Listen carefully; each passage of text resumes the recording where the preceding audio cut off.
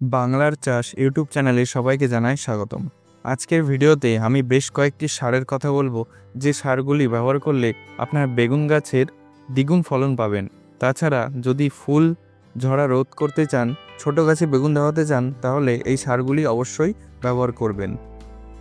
আজকের ভিডিওতে আমি কয়েকটি রাসায়নিক সারের কথা বলবো, সেই সাথে রাসায়নিক সারের পরিবর্তে আপনারা টবের গাছের জন্য কী ধরনের জৈব সার ব্যবহার করবেন সেটাও বলে দেব।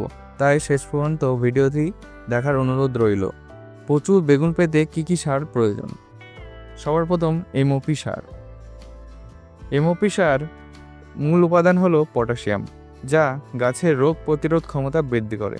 ফসফরাস এবং নাইট্রোজেন জল শোষণ ক্ষমতা বৃদ্ধি করে, সেই সাথে গাছের ফুল ফল ধারণ ক্ষমতা বৃদ্ধি করে। এর জৈব বিকল্প হিসাবে আপনারা কলার খোসা ব্যবহার করতে পারেন। এরপর আসছি টিএসপি সার। মূল উপাদান হলো ফসফরাস। এই গাছের শিকড় গঠন, খাদ্য উৎপাদন এবং জল শোষণে গুরুত্বপূর্ণ ভূমিকা রাখে। সেই সাথে গাছের দ্রুত ফুল আনা, ফল সেট করা, ফলের আকার বৃদ্ধি করা, ফুলের রং উজ্জ্বল করার কাজে খুবই গুরুত্বপূর্ণ ভূমিকা পালন করে। এর জৈব বিকল্প হিসাবে সরিষার খোল পচা সার ব্যবহার করতে পারেন। এরপর যে সারটি সেটি হচ্ছে ডিএপি সার।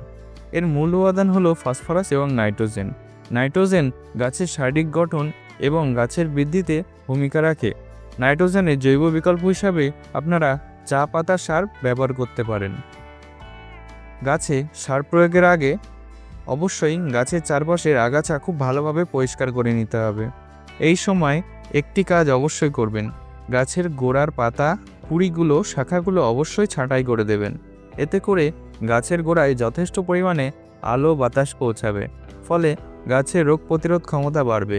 কারণ গাছের শাখা প্রশাখা এবং পুরনো পাতা থেকেই রোগবালাই শুরু হয়ে থাকে এবং গাছের পুষ্টি শোষণ করে থাকে। পরবর্তী সময়ে গাছ দুর্বল হয়ে যায় এবং ফলন দিতে অক্ষম হয়ে পড়ে।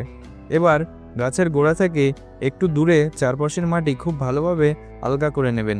টবের গাছ হলে উপর থেকে 2 ইঞ্চি পরিমাণ মাটি তুলে নিতে হবে। এখন আলগা করা মাটিগুলো খুব ভালোভাবে ঝুরঝুরো করে নেবেন। তারপর এই 3টি সারের মিশ্রণ একটি গাছের জন্য 2 টেবিল চামচ বা 20 থেকে 25 গ্রাম পরিমাণ ওই মাটির সাথে খুব ভালোভাবে মিশিয়ে দেবেন। সবগুলো সার গাছের চারপাশে দেওয়া হয়ে গেলে মাটি ঢেকে দিতে হবে। অবশ্যই চেষ্টা করবেন বিকেলবেলায় সার প্রয়োগ করতে এবং সার প্রয়োগের পর জল দিয়ে দেবেন। খেয়াল রাখবেন টবের গাছে অতিরিক্ত যেন জল না বেঁধে যায়, তাহলে আপনার বেগুন গাছ থেকে সর্বোচ্চ ফলন পাবেন না। প্রতি মাসে সর্বোচ্চ একবার এই গাছে এই সার ব্যবহার করবেন। অতিরিক্ত সার ব্যবহার করলে এতে বিপরীত ঘটতে পারে। যদি ভিডিওটি ভালো লেগে থাকে অবশ্যই লাইক, কমেন্ট, সাবস্ক্রাইব করবেন। যদি কোনো সমস্যা থেকে থাকে অবশ্যই কমেন্ট করবেন। ধন্যবাদ।